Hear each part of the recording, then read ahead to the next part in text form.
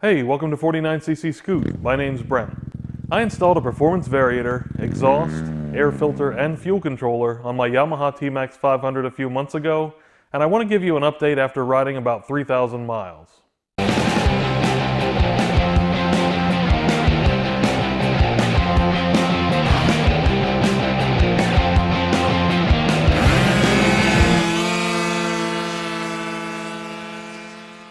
Alright.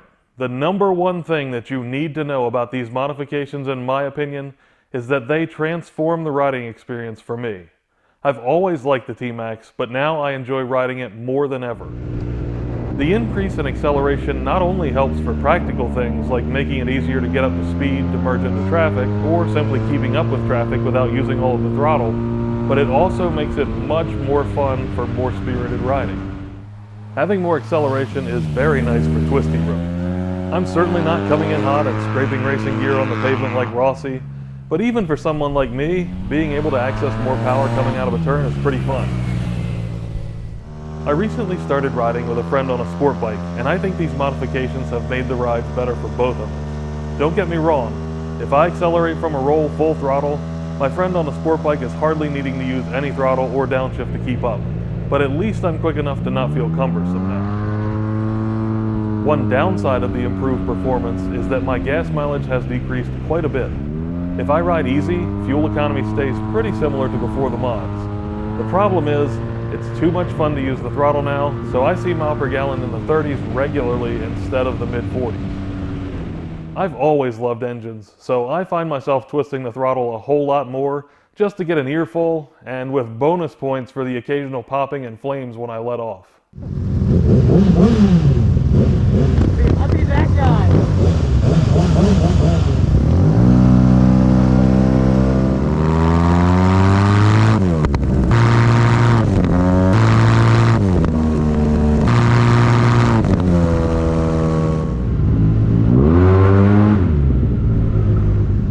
Simmer down, we're in town, buddy. At this point, the modifications must sound like an overwhelming success, aside from maybe burning more fuel. But I was concerned about the lifespan of the belt and the variator. Generally, when you increase performance, you're going to decrease longevity and/or reliability to some degree, and I've read complaints online about accelerated belt wear and even the variator wearing. I stripped the necessary fairings off and accessed the CVT to find out how much of an issue wear is for me. I took both pulleys and the belt off for inspection, and I noticed some belt residue in the CVT case, which I cleaned up. Nothing major, but an indicator that there has been some noticeable belt wear. I looked over the variator first and found what I'd call typical wear.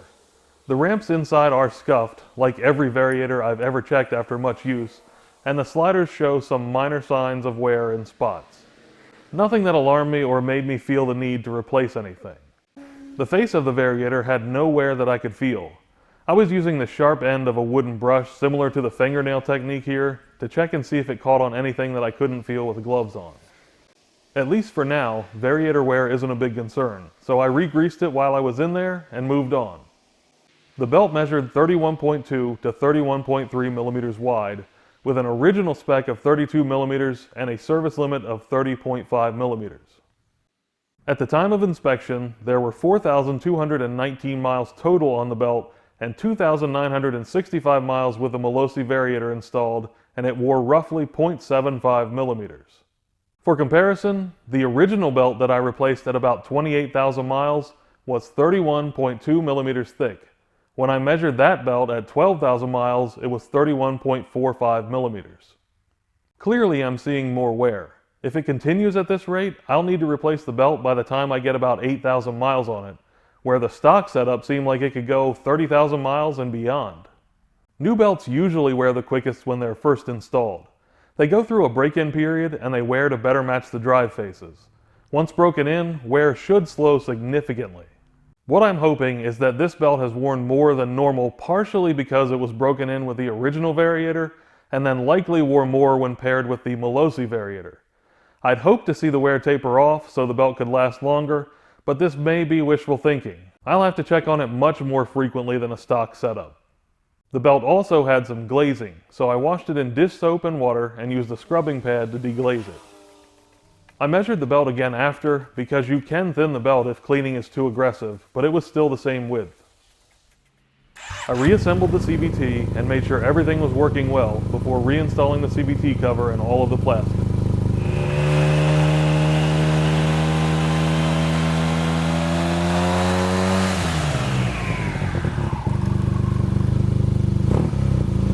I did notice one other thing wearing more quickly, and I'm not sure if I can attribute it to the modifications.